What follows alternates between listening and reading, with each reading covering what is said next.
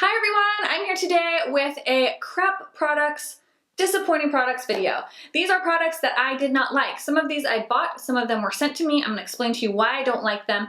Now, if you liked them, please continue to use them. That's the wonderful thing about makeup is some things may work for me and they don't work for you and vice versa because we all have different skin type, we have different skin tones, we have different expectations of products, we want them to work a certain way, we like a certain finish, we have like our own things that we like and how we want products to perform for us. So if I like them and you don't, it's okay. If I don't like them and you do, it's great. It's totally fine.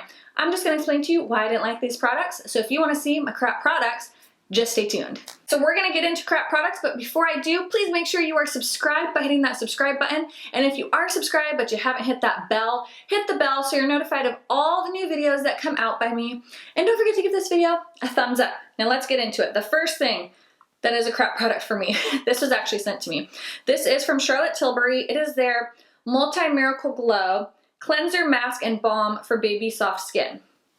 I'm a little bit confused how something is like a balm but is also a cleanser, because a cleanser, you like rinse off, you wash off. So I'm a little confused by that. I have tried it as a cleanser, did not get off any of my makeup whatsoever. It literally just smushed it around and made it a mess, but it didn't really get it off of my skin. I used it as a cleanser and then had to go in and cleanse again and again. So this, didn't like it as a cleanser. I tried it as a mask. Honestly, it made my skin feel very greasy and yuck. I didn't like it. It made my skin feel congested and like claustrophobic, to be honest. So I don't really love it. I don't like it as a cleanser. I don't like it as a mask. I'm not super crazy about the smell. It's kind of like this really weird in between a cream and a gel, and I just don't like it. So like here we have some liner and I'm like scrubbing and it's not removing anything. Like it's not removing any of the swatches or makeup. So cleanser, I don't understand because it's not cleansing anything off of my skin. Like it's not even making that liner budge. So I don't like it. Yeah, my skin feels kind of soft, but it feels almost like a heavy greasy soft and not the kind that you want your face to feel. So this was a fail for me. I also really can't stand the smell. So beautiful, beautiful packaging, but awful as a cleanser, way too greasy as a balm or a mask. It just feels gross. If you have this and you like it, please let me know in the comments how you use it because I just can't. I can't with it. So it's a no-go for me. You guys, this next one's gonna be so surprising. You're gonna be like, I'd never expect that to be in a video. Not, you guys know how I feel about this palette. I've been ranting about it all over freaking Snapchat. I still smell the chemical smell on it. I've emailed Kylie Cosmetics, told them how I felt about the smell.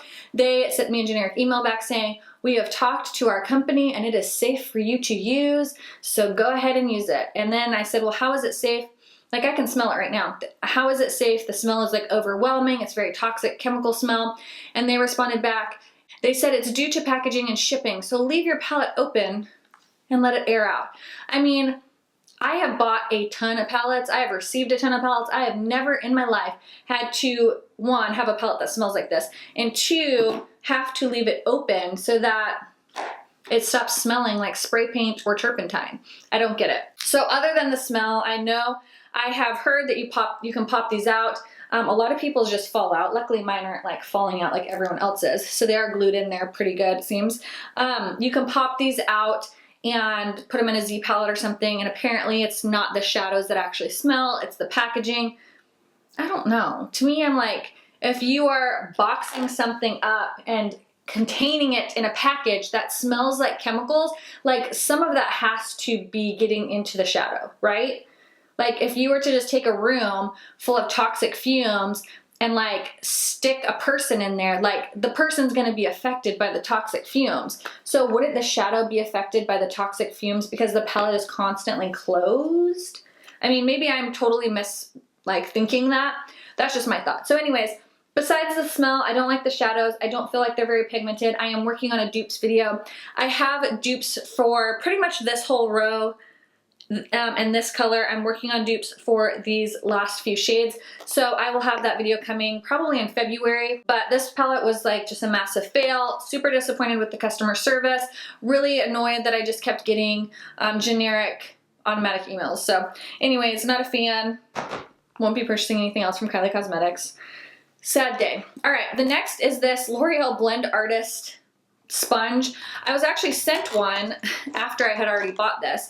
I don't like it. It's weird. It's awkward. It's too stiff. I haven't tried it wet. It doesn't even say to wet it. It's just awkward to hold, and I can't figure out like a good way to blend it. The edges are too sharp. It's just not great. If I'm going to use something, I'm going to use like my Real Technique sponge, where you can actually kind of blend your contour. You do have like a sharp edge like this, but I feel like you can use it so much easier, and it's just not, this is just awkward. I don't like it. Is the Tarte mascara. I bought this. I don't remember what it came in, but I'm not on Tarte's PR, so I know I bought it. And I just don't like it. It must have came in like a mascara set. It is a rubber bristle wand, which I'm usually not a fan of, but I felt like this did nothing for my lashes, and it literally made them fall immediately. I already have enough trouble with keeping my lashes curled. This just made it 10 times harder. Didn't like the finish. I felt like they felt too heavy, and they all clumped together, so I looked like I had 5 lashes. Not a fan. Not a fan. If you're looking for a good new mascara from the drugstore, I really like the Falsies Push-Up Angel. This one was no bueno. The next is this Revolution Pro Illuminate. Now, there is a highlighter from Revolution Beauty. It's like their Radiant, what is it called? Their Radiant highlight or something that is absolutely out of this world. This was just for me. I bought it at Ulta a while ago. I never reached for it. I feel like it's too powdery, and I don't really love the highlight on it. I don't know. I feel like now that I have that balm stuff, things are gonna stick a little bit better. It just doesn't sit well on the skin. Like it almost like sits on top of like any peach fuzz you might have on your face, or any texture. It kind of just clings to it, rather than like the highlight that I have on today. While it's more expensive, it just kind of melts into the skin and gives that glow. Versus this, where it's real powdery and it just kind of sits on the skin in a like chalky, unnatural way. So this was a pass for me. But the other one, it's in a square container. That one is really beautiful. I'd skip on this one though. This Wet n Wild Lash-O-Matic. It's supposed to be a fiber mascara. I tried this the other day. I was gonna film a video, but I wanted to try it out because I was bored one day. So you do the mascara, then you attach the fibers, and then you do the mascara again to seal it. I have used a few different fiber mascaras. I've used the Unique one. That one gives you like crazy tarantula lashes. So like, I mean, those fibers really stick. These fibers were really weird. Like they kind of clumped in really weird ways. So I kept trying to comb them through, make it really even. And then when I went to seal them, they literally all popped off of they all came off. And it looked like I hadn't even put fibers on. It looked like I just had this mascara on. So it's really weird that fibers don't stick when you do the initial mascara and then you go in with the fibers. They're all there, but then when you go in with the mascara again, they all just disappear. So it didn't work. It's not a fiber mascara. It's not a horrible mascara, but the fiber thing just doesn't work with this.